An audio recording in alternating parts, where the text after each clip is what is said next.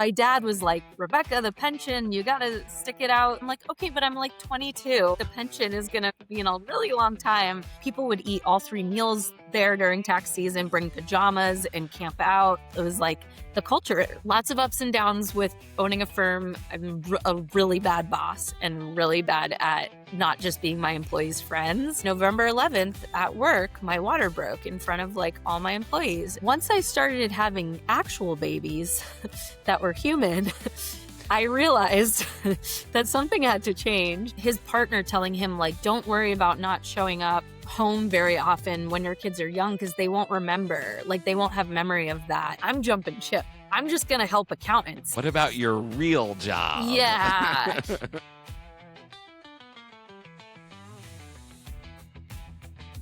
Welcome to The People Behind the Books, a show helping you find your path in the tax and accounting world so you waste less time figuring it out on your own, create the success you've always dreamed about, and have a meaningful journey along the way. Whether you're a firm owner or you're working your way up the corporate ladder, you'll hear lessons that you can apply to your everyday life from people who have walked the path you're on. Today's conversation is one I think a lot of you are going to feel to your core. I'm sitting down with Rebecca Driscoll, and her path into accounting looks nothing like the traditional checklist. She started out as a middle school math teacher, stumbled into bookkeeping through working at a farmer's market, built and scaled her own firm, and eventually made the bold decision to sell it so she could focus on helping other accountants build healthier, more sustainable businesses. In this episode, we dig into 3 big ideas that keep coming up for so many of us. First, what happens when you care deeply about your clients, but that care slowly turns into burnout, blurred boundaries, and a business that runs you instead of the other way around? Rebecca shares what it took for her to realize that caring more doesn't always mean doing more. Second, the uncomfortable truth about firm growth. Why better systems, clearer boundaries, and even letting go of clients isn't selfish. It's often the only way to actually serve people well. This part really challenged what people think about professionalism in our industry. And third, why this profession doesn't have to be lonely. We talk about the power of accountants helping accountants, how community, collaboration, and honest conversation can completely change our trajectory, whether you're just getting started or 15 years in. There are moments in this conversation that are funny, moments that are painfully relatable, and moments that made me stop and think, why in the world do we accept this as normal? So whether you're building your firm, questioning your boundaries, or just trying to figure out how to do this work without burning out, this one's for you. Let's get into it. Hello, Rebecca. Welcome Hi. to The People Behind the Books. I'm so happy to have you here. Let's go all the way back. Where are you originally from, and then how that led you to your accounting journey, which we'll talk about. Okay, cool. So I grew up in New Hampshire, like 45 minutes north of Boston. And I went to college in Vermont, and then I became a middle school math teacher. That was what I went to school for. I taught for 1 year in Vermont, and then I taught for a year in Brookline, which is in Boston. And uh, didn't love teaching math. I was teaching 8th grade math in Brookline, and I felt like I was constantly um, trying to sell a product that nobody wanted to buy. Basically, I'm like pushing this Pythagorean theorem on these kids, and they are just like not here for Why do it. we even need to know this? What are we Yeah, ever going to use this for? correct. And I'm like, so nothing. You literally don't need to know this. And there's so many things that you do need to know, but I have to teach to the test in order for our school to continue getting its funding. Yeah. And for me to not get pink slipped at the end of the year. And my dad was like, Rebecca, the pension, you got to stick it out. Like and I'm like, okay, but I'm like 22, and like the pension is going to like be in a really long time. One thing I knew for sure was I loved helping people and I loved teaching. Um, and I picked middle school because I had a really tough adolescence, particularly in middle school, and I wanted to kind of give back to that age group. And my parents were teachers, so I just thought, okay, I'll be a teacher like them. But I couldn't help but feel like there was something missing, like it wasn't quite the perfect fit. And maybe because I'm a millennial, I don't know, but I just felt like I'm going to shop around to find the perfect career for me. And, my parents' generation, it's like you're lucky if you get a job, you get the job and you keep your head down and you work hard and don't ask questions until you retire, right? But for me, I was like, no, I'm going to pick something I love. And, part of that was probably privilege from having a supportive family that I knew would always have my back and, catch me if I fell. But, um, because I was a teacher, I had summers off. So I spent that summer in Florida actually, because a friend was moving there and said, come for the summer, stay with me. And if you love it, maybe you'll just tell your principal that you're not coming back in the fall. And I was getting paid all summer because, they spread out your paychecks as a teacher all year. So I said, okay, like I'll go. Maybe if I find a job, I'll do that. Like, we'll see.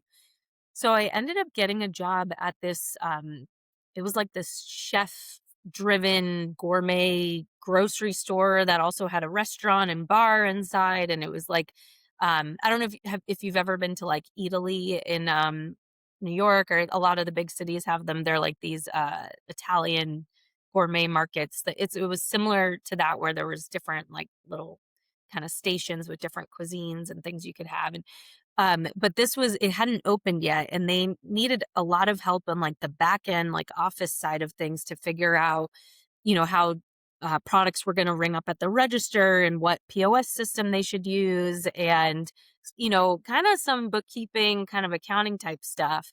And I interviewed and I just said, like, I'm a middle school math teacher. I love spreadsheets. I don't know.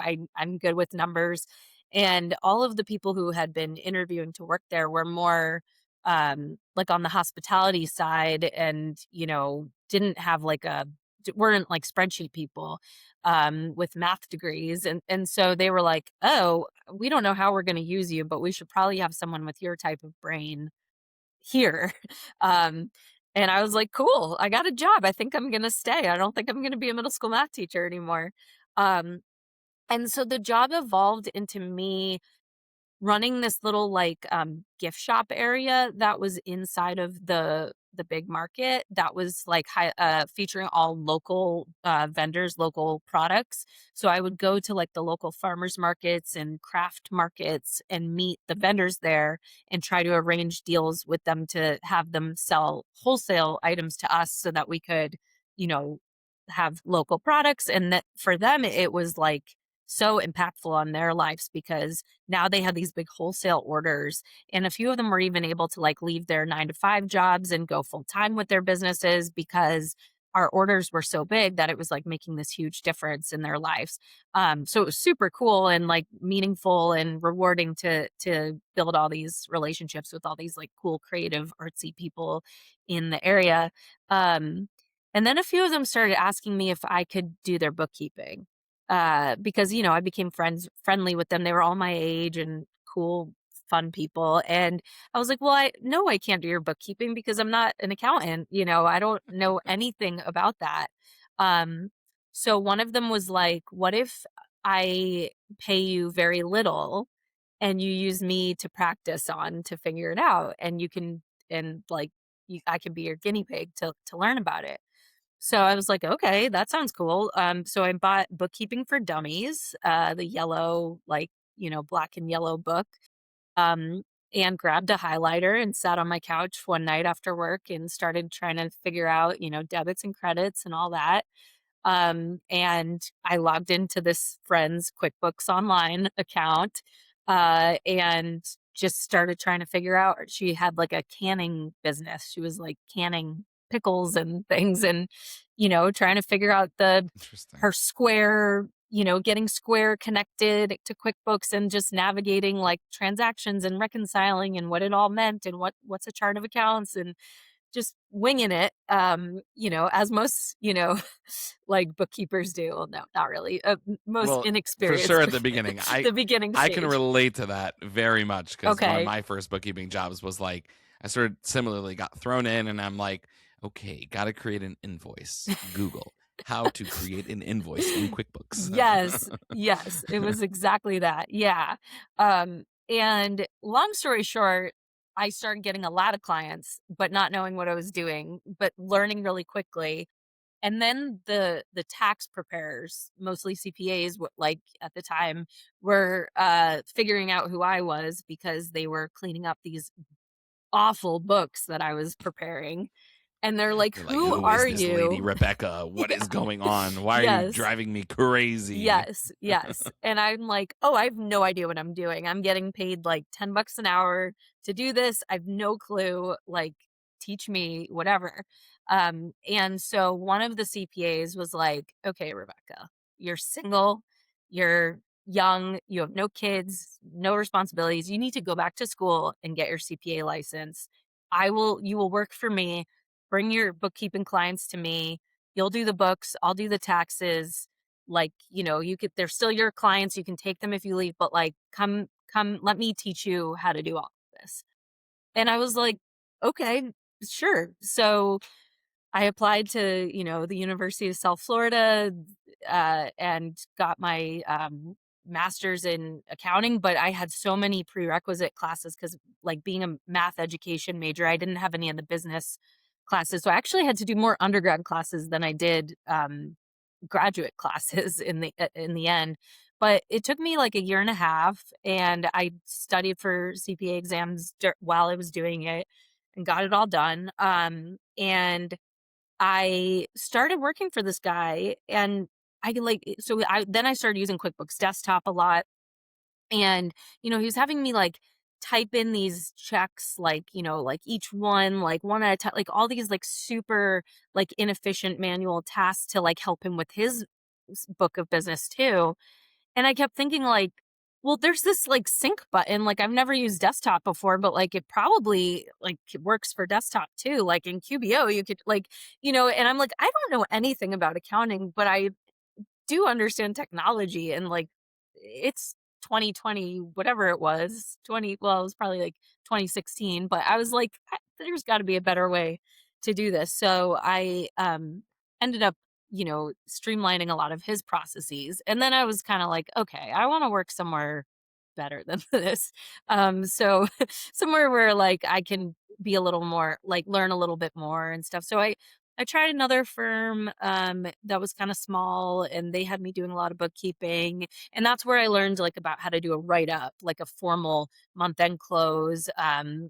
We did it all, like, with paper, so I had, like, a red pencil and, like, made, like, an actual folder each time. And, like, at this place, the CPAs would, like, print an email and hand it to me and ask me to, like, scan it as a work paper for the, like, and This is painful. I'm having, like, trouble even yeah, digesting this. right?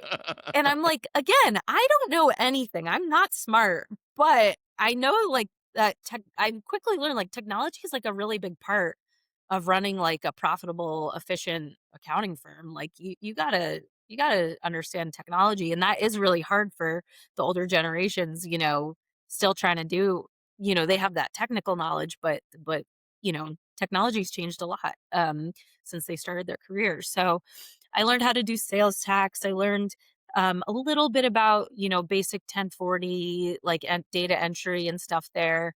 Um, and then I got, recruited to work at, like, a big CPA firm, like a big, cool, hip one that had, maybe like 100 employees, and, it was very young. There was these 3 partners, and they were all in their, like, probably early 40s, and, they had really cool culture, and it, just, Did they like, have M&Ms in the kitchen? yes, they had, I like, several called it. candy.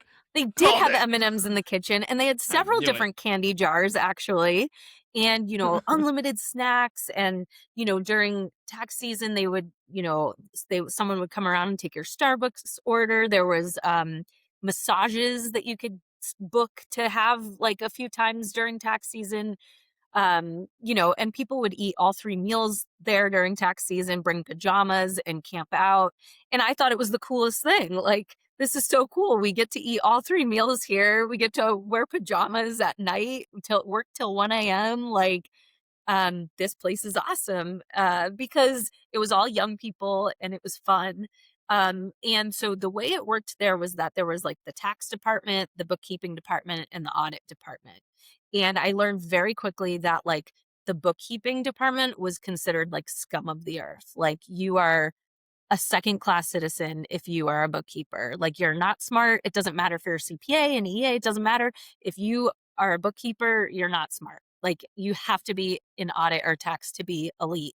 It was like the culture. And so I picked tax because I wanted to learn. I didn't know anything about tax. And I had, I don't know, maybe like 11 bookkeeping clients of my own at that time that still were traveling with me from place to place, but I never knew how to do their tax returns, and I thought, "Man, it would be really cool to be able to, like, see the whole process through, and do that part." And I was still in school at this point. I hadn't finished school yet. I was still this whole thing happened while I was in grad school, and so, then I got hired there. I worked in the tax department. They liked me because I knew a lot about bookkeeping, so they could all ask me for help in QBO without having to walk over to the disgusting bookkeeping department and talk to one of those, freaks of nature that worked over there, which was, like, so ridiculous. Like, they were Yeah. lovely people. They were the most. Meanwhile, the bookkeepers are like, "Oh, can these tax accountants get out of our QuickBooks Yes, Online they're account? the They have no idea what worst. they're doing." Yeah, no, these people.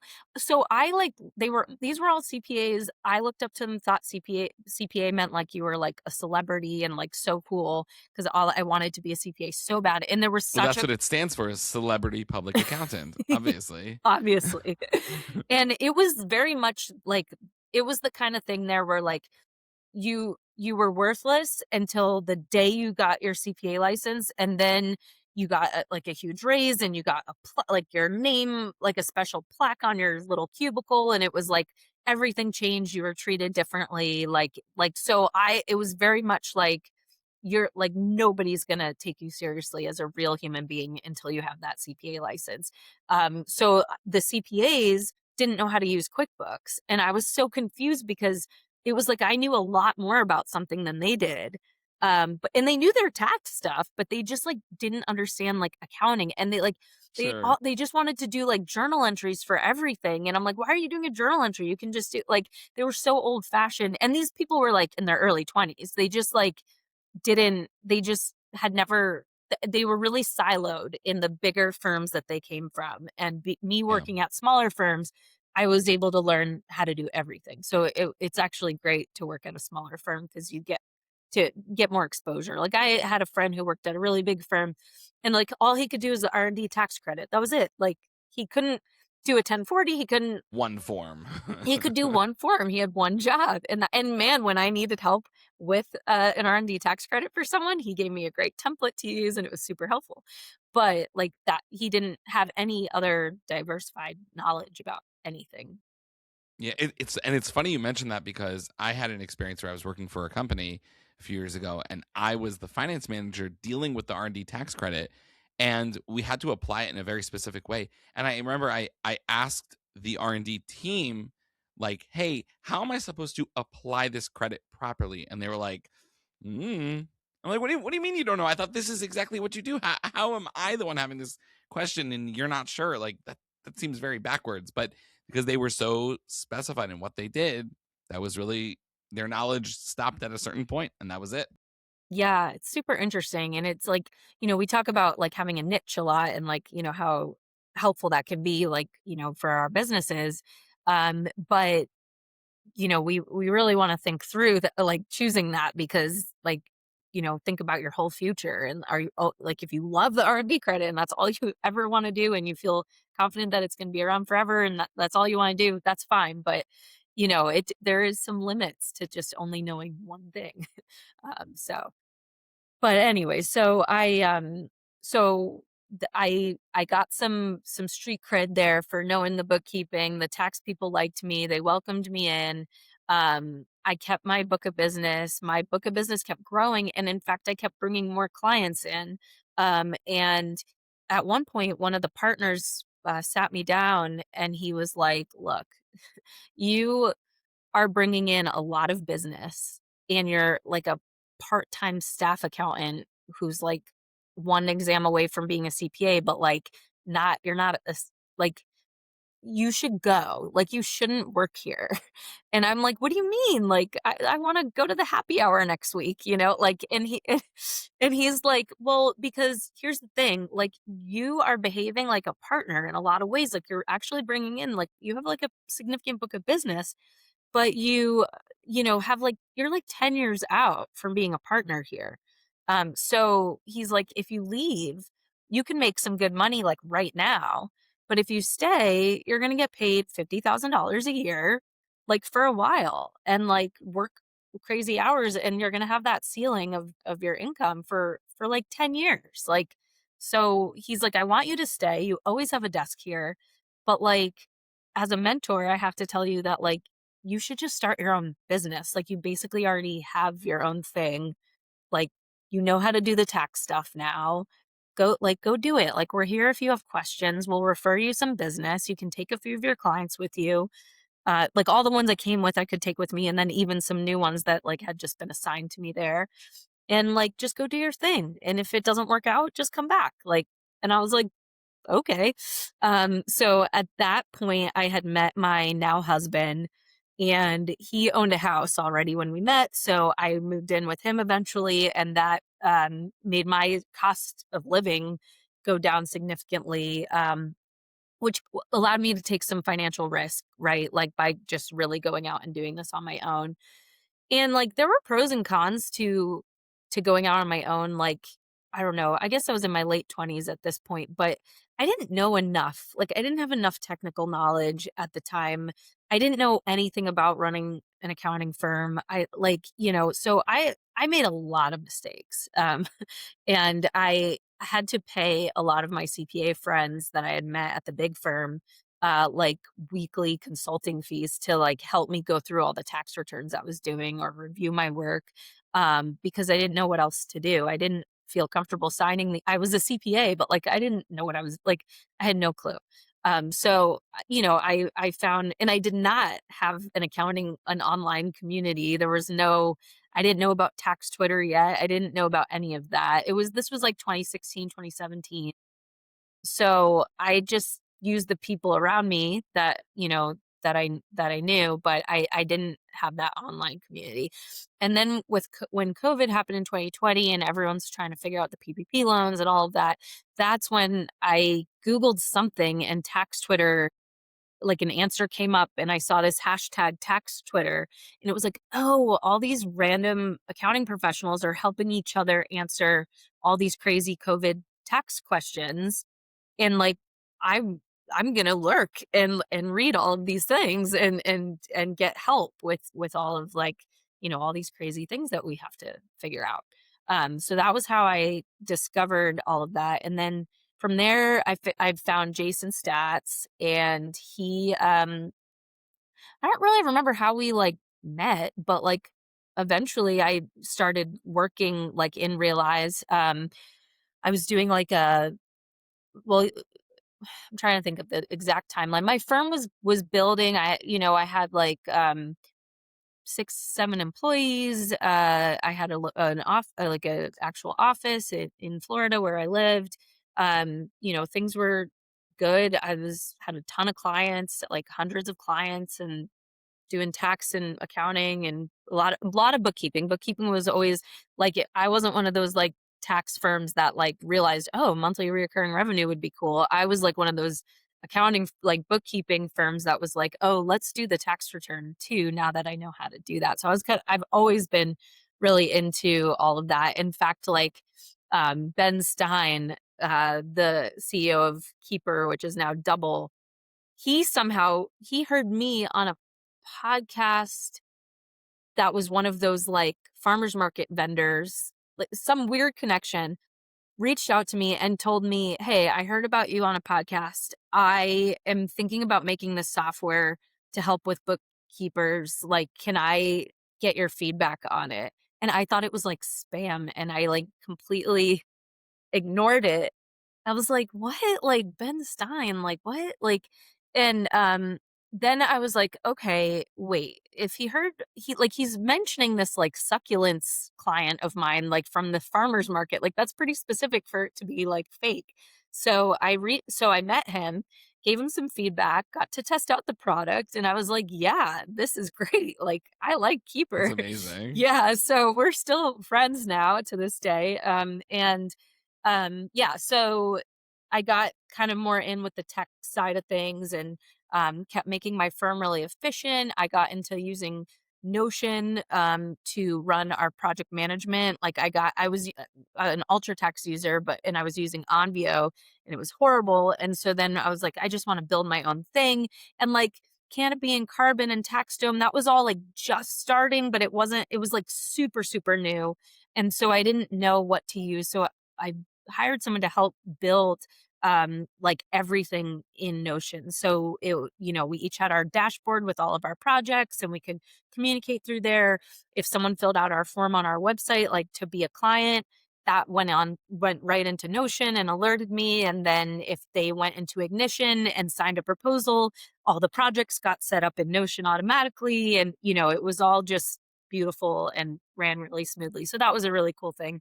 Um, Lots of ups and downs with owning a firm. I'm a really bad boss and really bad at not just being my employees' friends. Like I just want to be friends with them and people please. And I learned a lot about how like our own personalities and our own weaknesses in our personalities or strengths and weaknesses that we have as just human beings like strongly affect how our businesses run and how we just everything about our business. Like we are human, so like there is like who we are as a human affects our business. Yeah. So pros and cons to that. I mean, I was able to get clients really easily. I was very social and friendly and caring. And we had a lot of fun, as a firm. But my own like insecurities and people pleasing and all of that like made it really hard for me to hold boundaries. And even as a parent, I realize I struggle with that with my kids.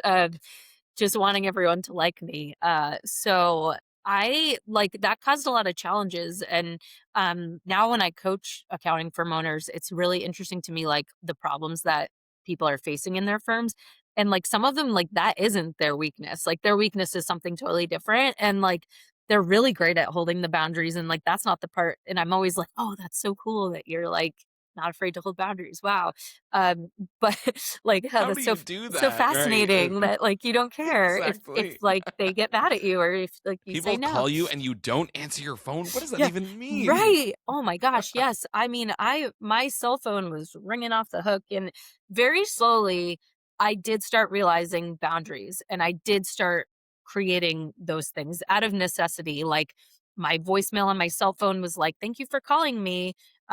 You to talk to me, you're going to have to hang up and call my office line." And when you call that, no one's going to answer because we only do scheduled calls. So you'll find that email is really the fastest way. And like, I noticed that as I herded my clients to do all of these things, like a different way, they just did it. Like it took a few times, like, oh, thank you so much for texting me this picture. As soon as you upload it to the portal, I'll be happy to do this. Like, here's the link again. And it like over time, they didn't just like leave and get mad at me, they did it. And like even if they were elderly, they did it. Like they did. Like so that like taught me a lot about like okay, like if I ever help other people with this, I'm going to make sure that we talk about like that yes, we have these like fears that we're going to lose our income if we hold boundaries and not be able to pay our bills.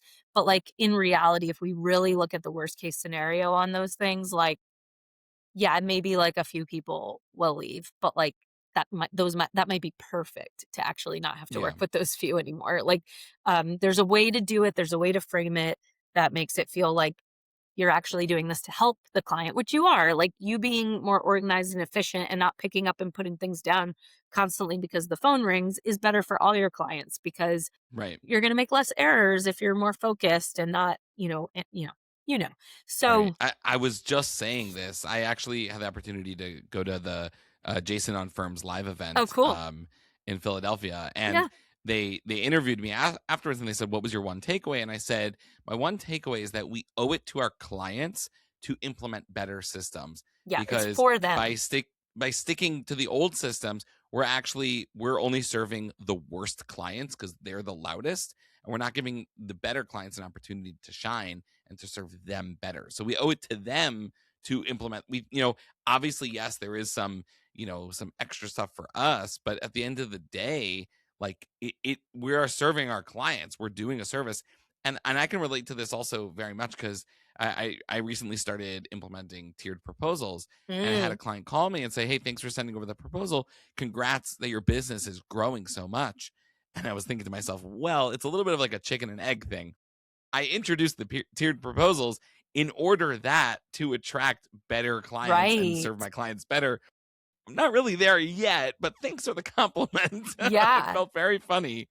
Yes. And yeah, so Yeah, it's and funny that way. that is, like, really kind of fascinating to watch the evolution of your business, like, because, like, each phase, like, your business is growing up and, like, you have to, like, roll with that and remember that, like, yeah, we're not a newborn anymore, like, we're at the next phase and, like, we have to have new rules and boundaries and structure at this new phase like and at the beginning of course we'll take any client, we'll do anything we like of course, but like the things do evolve and change and that doesn't mean that you're like not as caring anymore or you're insensitive or you just want to make a profit. It's just it's an evolution of growth and it's healthy and normal. And for me my business it was called Conscious Accounting was the name of my firm,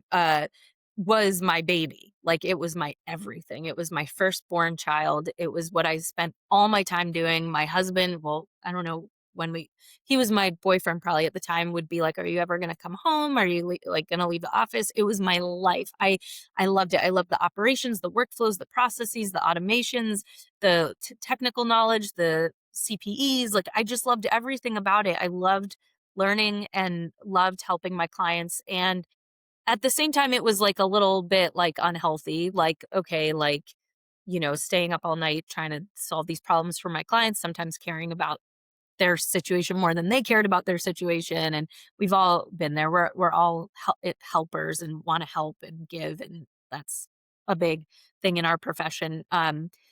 But once I started having actual babies that were human, I realized that something had to change. And that's kind of when Jason and I started bonding because he also was having kids and he had just, like, when I first met him, he still owned or he's still partner at the firm that he worked at.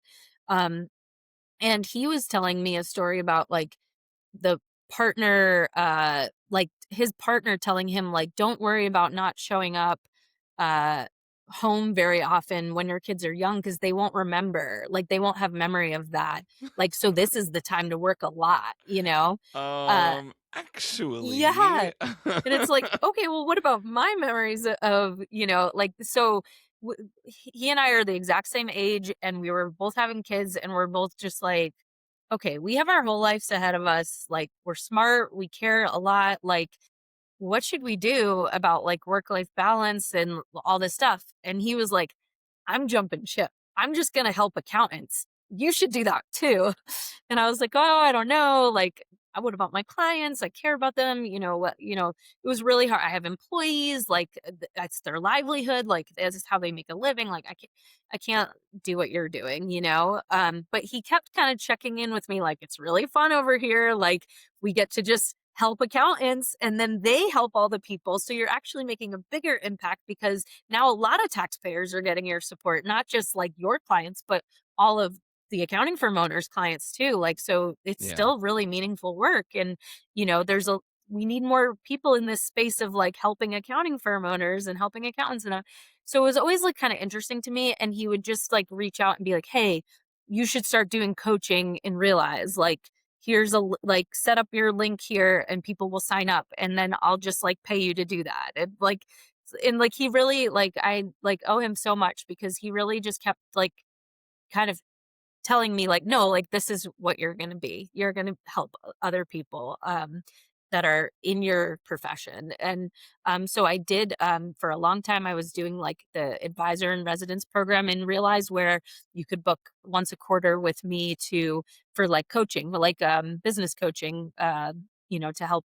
help you with your firm. And that was insane how many people were booking on my calendar. It was like real, like, I mean, that could have been 60 hours a week if I wanted. Like, it was really intense. So I had to kind of like reel that in because, my husband was like, okay, this is awesome that you're into this, but like, what about like your firm and what do you like better? What? What about your real job? Yeah. And like, and yeah, I think my employees were starting to see that too. And I'm like, oh man, like I got to make some choices here. And that was really hard. And I actually hired a coach to help me figure that out, Geraldine Carter, who you may know. Yeah. So yeah, so she helped me because I think I don't remember if I must have been pregnant with my second kid when I reached out to her because I was about to have two kids under the age of two, and I struggled so much with one child and work. So like my due date with, Benji, my son, was, November 29th, and, on November 11th at work, my water broke in front of, like, all my employees, and I'm like, "I it's not November 29th, like, I can't, like, no, because I have tax returns due. yeah, like, I am setting up proposals for January, like, no, I'm not having a baby till November 29th. That was the agreement, like, that's what they told me, and it, like, never crossed my mind that it wouldn't be the due date. Like, I put that date on my calendar and just assumed that that's when it would happen. Yeah. I It was just almost n like our accountant brain was like, of course, the due yes. date's on the due date. Okay, yeah, April 15th, November yeah, 29th. yeah, yeah. So, I was like in the hospital talking to one of my employees, this like new EA that I had just hired, telling him how to run a payroll or something for someone.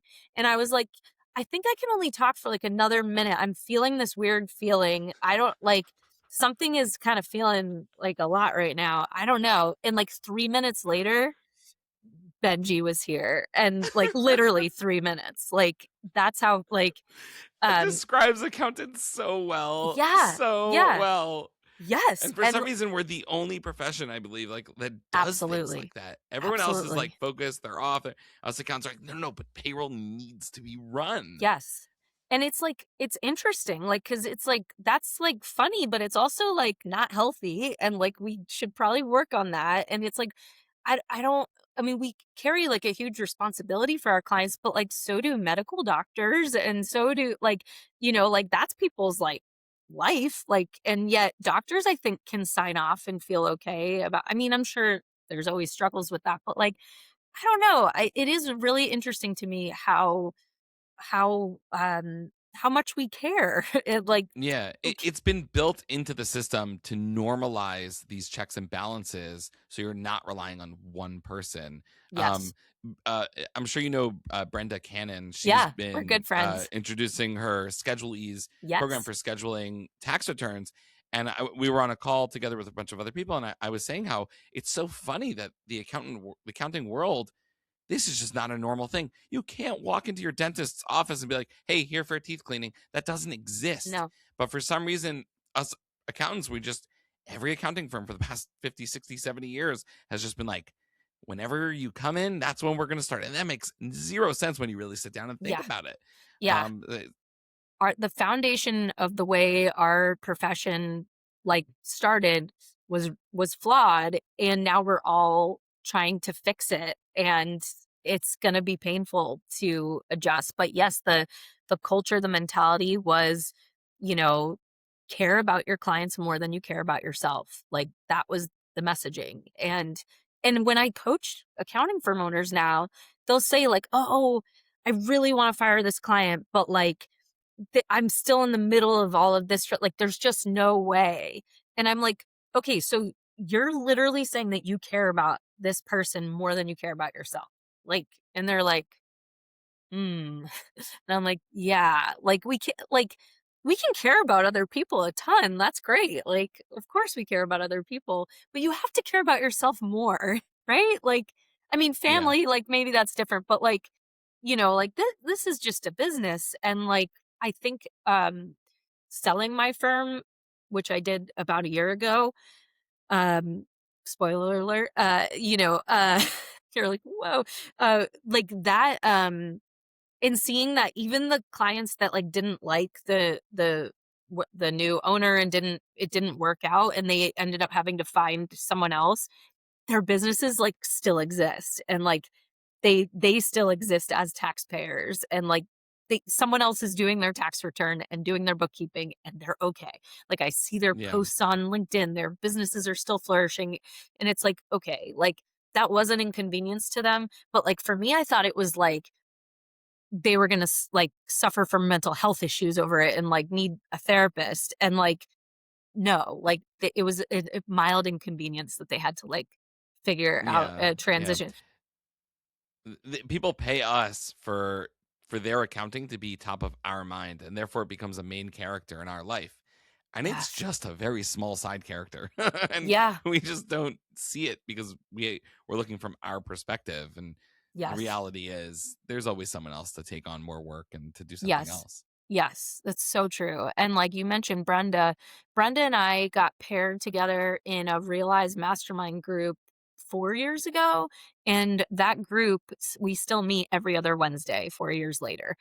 We're like family, and so It's awesome. Brenda, I coached her to help her, get rid of, I forget how many, like 267 clients or something, and, like, as soon as she did that, she started making more money, and she was like, "Okay, wow, like, this is, like, a thing, like, the work like, you can fire clients, and it can be okay," and, like, and, it's has now evolved into the scheduling thing, which is amazing, but it is just, like, flipping this whole thing on its head of, like, "Whoa, like, we could just do it differently," and if a lot of us do it differently, then it can become more normalized for taxpayers and clients, and Right. that could be really exciting for our health. I mean, I know friends who were planning pregnancies around, tax season because like or just like accepting like, yep, my career's over because I'm pregnant. Like the boss is going to be so mad at me, like, and it's like being a woman and trying to figure out like how to start a family and care about that, but then also like, well, I went to school and got this license and stuff. Costs a lot of money and time. I should probably care about that too. I kind of want to provide for my family even though I'm a woman. Like it just seems like a thing Yeah. that people are doing nowadays, like, Yeah. like, Yeah. hmm, but like how, but it doesn't seem like I can do both. Like it kind of seems like I have to pick one or the other. So like that's another important reason for our industry to revolutionize like, the work life balance because women who are and men who are like, people who are having kids want to be able to do both things. Yeah. And that We can be shouldn't have to really hard. choose. Yeah. It's interesting you say how you said you were talking to Brenda and she got rid of all these clients. I feel like there is so much out there for firms that have been around for some time and have a full workload. The thing that I haven't seen so much of is all us newbies out there who Yeah. we don't have a full workload. We're still building that up.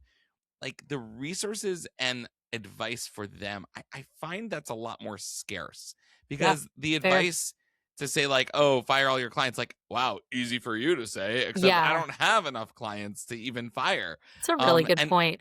and this is something I think about all the time. I've been scouring the internet looking and trying to find like, okay, where is that advice? And I Yeah. don't know, I haven't Yeah. necessarily found it yet. So glad you brought that up. Well, go check out Logan Graff's community counter because I believe Yeah. counters is supposed to be geared towards new firm owners. I think that's kind of like his main thing, and Okay. probably a lot of his YouTube videos are about that, starting a firm as well.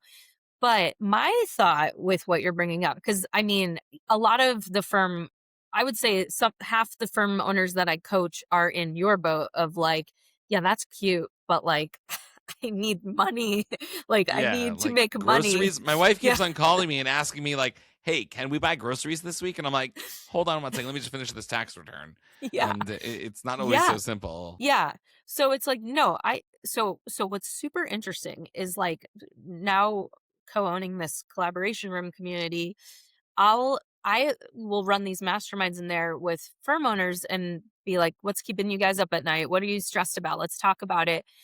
And like one of them recently, he was like, I have all of these legacy clients that, pay us, $1,000 minimum for a 1040. We've raised their price a million times and they just don't want to leave. And like, but that's not the direction we want to go. We want to be doing this other type of work. And it's just so hard for us because we don't know what to do with them. Like, what we care about them, but we don't want to serve them anymore. And we just don't want this money. We want different money now. And I'm like, give those clients to the new firm owners who are here Yeah. in the collaboration Yeah. room or in Realize or in Counter. Like, hello, you've pre-screened these people. They're in a community you're in. You know that they got to be somewhat smart if they joined one of these awesome, groups, or if they're on tax Twitter or whatever. Like, that's my advice: is you got to sync up with those bigger firms, because it is so hard for them to understand that there are new firm owners out there who are smart and educated and know what they're doing and actually want the clients that they don't want. It's Right. like this guy, John was his name. He's like, they're not going to want these clients. And I'm like, no, no, they do. They would love to have your $1,000 minimum 1040. But Yeah. but no, that nobody wants orphan 1040s anymore, and it's like, no, like, for a few years starting out, they do, and then they'll, you know, package them up nicely and give them to the next person, but, like, that's, like, accountants helping accountants is, like, what Yeah. needs to happen, is, like, And in a way, you're actually helping the taxpayers as well, because now they're not paying $2,000 for one W-2 tax yeah, return, but rather they're getting, possibly even better service. And I say this all the time to people. I say, hey, you're not going to a big CPA firm. And by the way, I see small tax returns from big CPA firms. Very often, they stink. They're horrible. They so have deductions that bad. make no sense. And I'm like, Because did some anybody intern did review it. this? No, an Yeah, it intern did makes it. I zero was sense. that Like, where intern. and, like card deduction in other expenses on a Schedule C, and it's just like, ugh, Yeah, cringe. yeah, they don't So care. I can totally relate to that. Let's talk about the collaboration room. How did that get started? How did you founded the collaboration room? Like let's Yeah. talk about that. The upbringing of yet another child in your life. Yeah, I know. Which is so crazy because I was supposed to stop, with selling my business.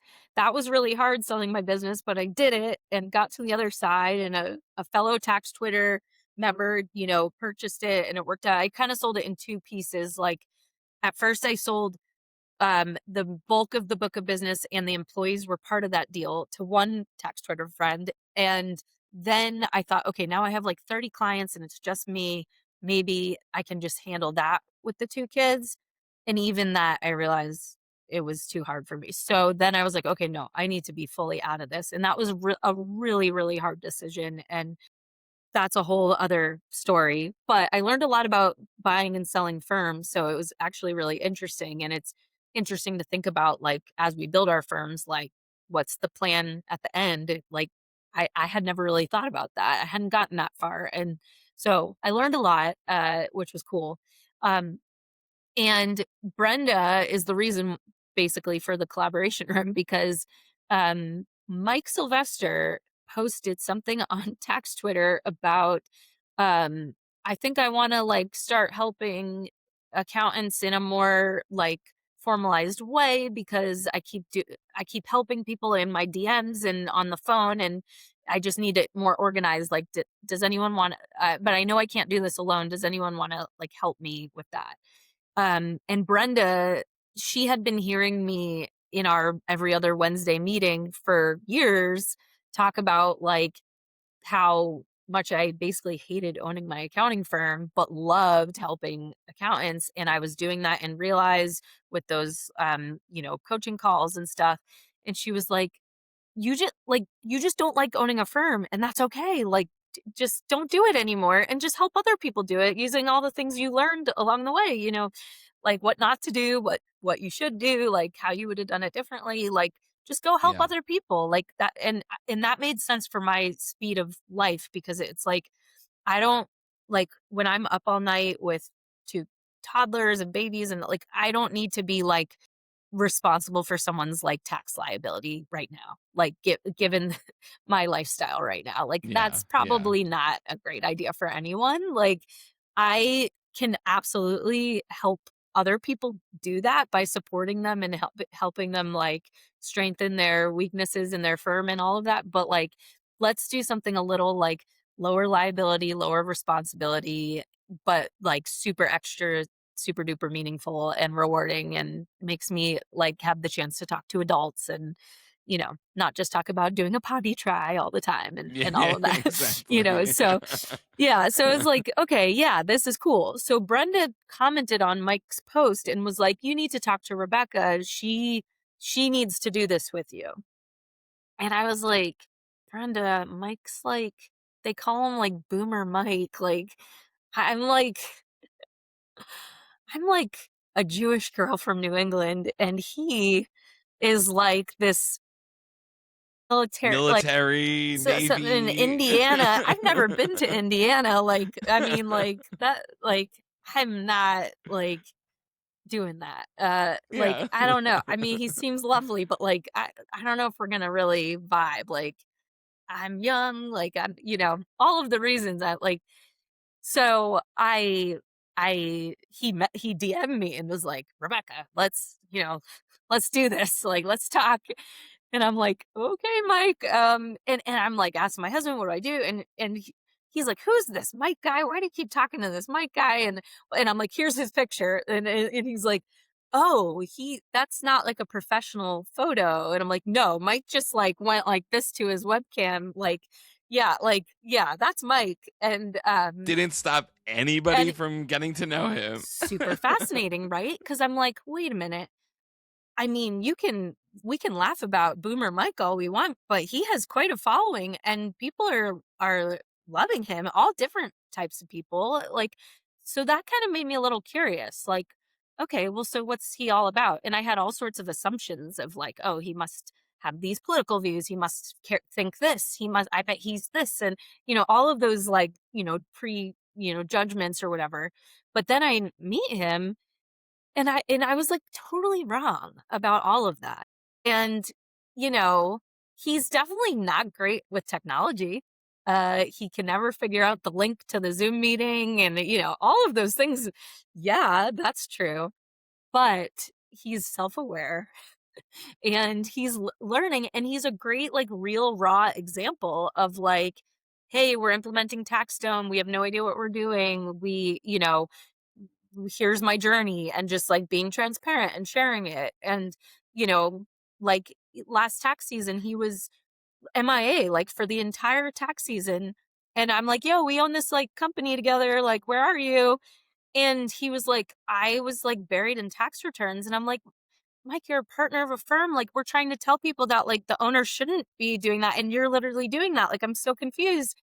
And it was like, yeah, he's not perfect. He's still learning too. And he's being transparent and allowing people to be on that journey with him. And I respect that. And he likes to brag too. And there are lots of things he's doing right. I mean, he's running a profitable business and he has really good like employees like retention and all of that stuff.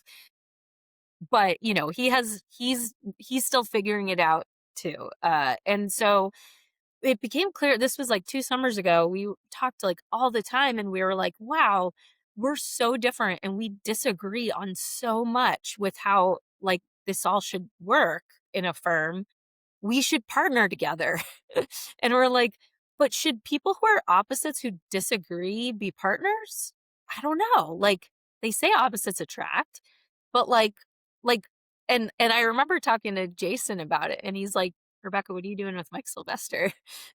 And like I'm like, "So, I think I'm gonna partner with Mike Sylvester." And Jason was like, "People are gonna, be a little surprised by that one, but yeah, like, like talk me through it. Like, why do you want to do that?" And I realized I was like, I think it's actually really cool for two people who come from different planets but are doing the same thing to share their perspectives and like and two different personalities. He has no trouble holding boundaries. He has no issues with that.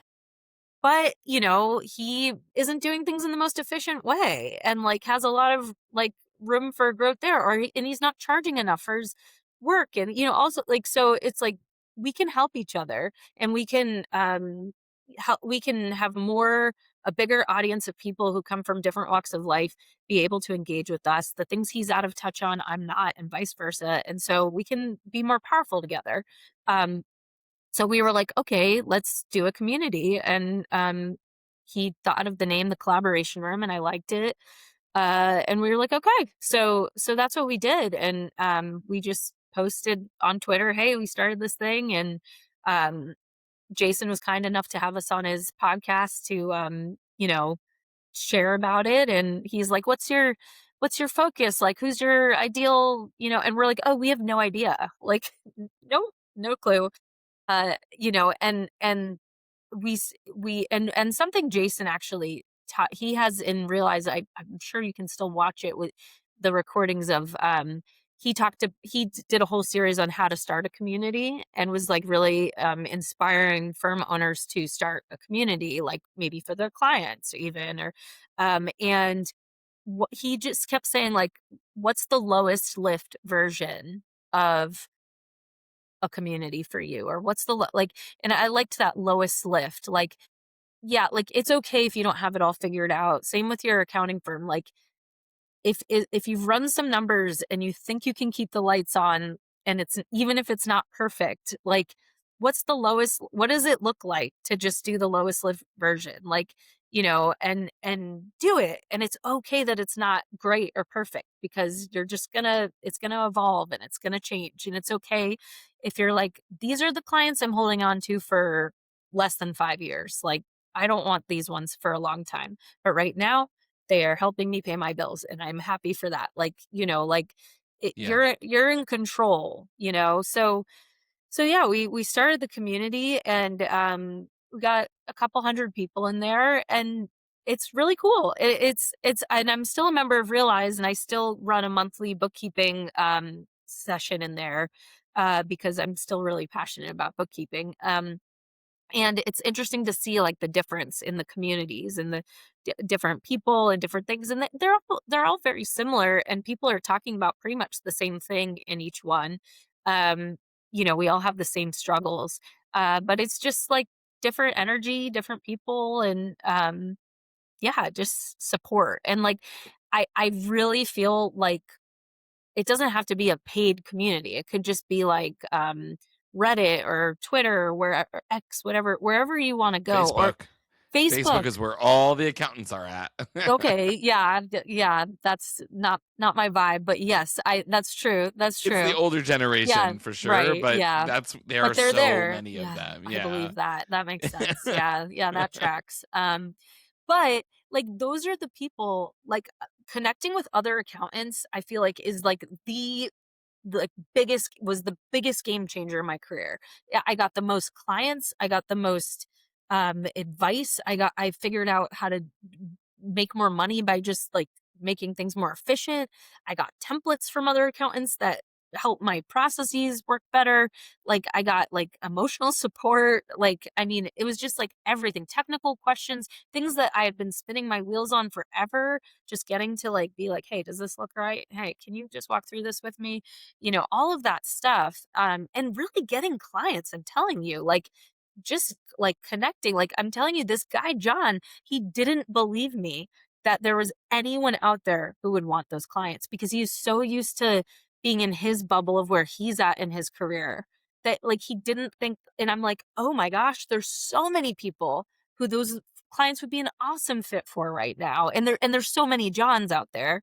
Like, so it's like the newbies, and the more, like, people who are more seasoned in owning a firm, they got to connect, because it's like such a relief to John that he's now been connected with some people that might be able to take these clients that he feels good about. And like it's like he feels real, it's like such a win-win for everybody, win-win-win, really, because the client too, like, everybody is so happy. And connecting with other firm owners helped me sell. Like, when I literally posted in Realize and on Tax Twitter, hey, I think I want to sell, or is anybody interested in buying a fully virtual bookkeeping and tax, like, small firm? like, was what I posted. I didn't even say it was mine. I just said that. And I got like 140 like offers, like letters of intent, like Wow. actual like PDF, like formal like agreements, like in like a week. Like I mean like less It's than a week. amazing. So, like, then I quickly was like, "Oh, like, I guess I can ask for more than 1x. I guess I can ask for 100% upfront with no contingencies based on retention." Like, I didn't know that, but, like, it was just, like, yeah, knowing people and connecting with people in our profession, I mean, it changed my life. Like, I was Yeah. able to sell my firm, you know? It's Yeah. pretty I cool. was just saying this because at this event that I went to, I got to do a um, what's it called? Like a breakout session with two other firm owners. One had been running his firm for like 19 years. The other one had run her firm for like 35 years. And I was thinking about how I did for a short while work in another accounting firm. And one of my favorite things was sitting with the partners and going deep into like different subjects and stuff. And they have that great knowledge. And now I'm by myself and I don't have that opportunity on a regular basis. So like getting to meet people that are just like they've lived this, they've done Yes. this. Yes. It's a whole nother world of collaboration. I Hence yeah. the collaboration Yeah. room. Good name. Yeah, oh, thanks, yeah, that's Mike, all Mike, but I hated that about owning a firm. I did not like that there was nobody above me. I liked that I was, like, the boss, I liked that, but, like, I did not like how lonely it was. It was so Yeah. lonely, and I Yeah. kept thinking my employees were gonna, like, take the place of that loneliness, but it's not this like, they're employees, Not the like, it's same. yeah, like, That so reminds me of the old joke of, the girl that calls her mom from school and says, "Mom, can you come pick me up?" And the mom says, "Honey, you're the teacher. No, I can't pick you up from school." And it's like when we're doing our tax research and it'll say on a government website, oh, please ask talk your to your tax advisor. tax You're like, "I advisor. am the I'm the tax tax advisor." advisor. Oh my gosh, that happens to me a lot. Yeah, yeah, yeah. It was like something with like required minimum distributions on like an inherited IRA, and it was like, talk to your tax. I'm like, no, I'm, yeah, yeah, Yeah, um, you can feel that. Okay, we're yeah. gonna go into our lightning round of questions. Part of Okay. this, what we're doing here is to get to know you better. Which first of all, I feel like very much, you and I have a lot in common. I see in you this like yearning for knowledge, how you're ready to like embrace technology, and you just get lit up by something like, oh, we can turn this into a spreadsheet. We can grow. We can make a difference. And all the way from the beginning of your career in that grocery store where you were ready to like tackle that inventory. Yeah, And this is the thing I think about all the time is like, what is this thing that makes us different? That we're ready to take these things on, and most other people are like, barf, keep that away from me. With I don't want to be near it within 100 feet. yeah. And it just interests me so much. It is interesting. One thing that you just reminded me is that when I took my like first accounting 101 class, like the professor turned to this huge auditorium of students and he was like, "Let's get one thing straight about accounting. You're going to get it and it's going to click or it's not. There is no middle." And like we're all like, "Okay, like, is it gonna be me?" Like, which and I really agree with that, that it is like, it either clicks and it makes sense and you understand debits and credits, or it's like a different language and you don't. And I wonder if that kind of goes with what you're saying of like, Yeah. you're either someone who just is like curious and interested and cool, let's dive in, let's figure out how this process works, and or you're not. Like, and it's just like very black and white. Yeah, yeah, and okay, I'm still on my journey, but getting Yeah. to know you a little bit better. So you already answered one of my questions that I always ask people, which is, do you say niche or niche Oh, or niche or yeah, I there's know. a lot of different versions. I I wanna personally be a am a niche. niche person. Okay, and I love that for I'm you, niche. and I'm an aspiring niche person, like, I in my dreams, one day when I grow up, I'll be a niche person, but every time I Okay, say that, it just sounds, like, so fancy, and I'm just like, "Yeah, I'm a niche girl." I hear that. Okay, down. Okay, I hear that. Okay, more about you. Coffee or tea? Coffee, lots of it. Coffee. Okay, Yeah. cool. Uh, morning person or night person? Morning person, like 4:40 Okay. AM, I'm out of bed, like, ready to rock and have, like, quiet time, before the kids wake up. Yeah. That first tax return always hits different in the morning. You got your Yeah. coffee, it's fresh, nobody's Yes. calling you, it's Yeah. quiet outside. Yes. I Right? agree with you there. Um, Yes. Windows or Mac? Oh, that's a tough one because I grew up like on a Mac. My dad was like had like the first Mac computer, like super like we're a big Mac family, like before it was like iPhones and stuff, like just like old school, like the black screen with the green letters and Yeah. like so it's like in my soul to be a Mac person. But as soon as I got into accounting, it was like, oh, I need a PC. I need like the number pad like on my laptop and all of that and like to be like a business professional I guess we just like have to have a PC and like so now Yeah. so now You've now moved over to yeah Windows. Okay. yeah Even though it may not have been your first choice. And then that leads right into light mode or dark mode. oh interesting my phone is on dark mode but my computer is on light mode which is Okay. strange I think I sort of hear that because you might be in a dark room sitting and reading on your phone, and you know, like let's say like you're putting your kids to bed, so yes you want it on dark mode. Yeah, see, that's a fellow big phone time for fellow me. parent here, very Yep. familiar. Yep, I have a Um, certain position that I lay so that they can't see. Yep. and you don't want it to light up the whole room. Okay, Yes. and then when you're not coaching firm owners and putting out content on the internet, what are you doing for fun? What do you do to relax? I don't know, have a good time. I like reading, I like going for walks, and I like cooking. And I like Pilates. I like going to Okay, Pilates.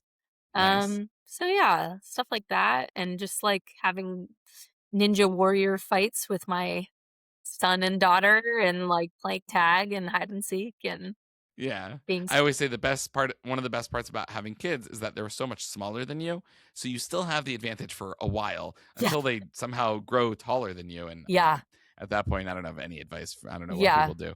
yeah. But my We're kids are still young, so same. I'm lucky. Yeah. Yeah. Yeah, no, it's That's true. They think awesome. I'm, like, so strong and cool right now, so I'm gonna ride that wave for a little longer. As long as you can. Well, this has been so much fun. I've been Yeah. having a great time, Rebecca. Really appreciate it. Where can people find more about you on the internet and website and things like that? Yeah. So, our Driscoll CPA is my, handle for X, and also for LinkedIn. And then I have a website, rdriscollcpa.com as well, that just kind of basically talks about my coaching philosophy. Um, but the collaboration room is like where I spend the most of my time. So that's the collaborationroom.co or TCR Talks on X and LinkedIn. Nice. Okay. Yeah. Well, thank you so much, Rebecca. Really Thank appreciate your you. time. And this has been a great conversation. Thank you. Yeah, of course. Thank you. Thanks so much for joining me on The People Behind the Books. If you've got a story from the tax or accounting world and want to share it, send a note to thepeoplebehindthebooks@gmail.com. If this episode made you smile, follow the show and leave a 5-star rating. It really helps spread the word. The People Behind the Books, where every number has a name.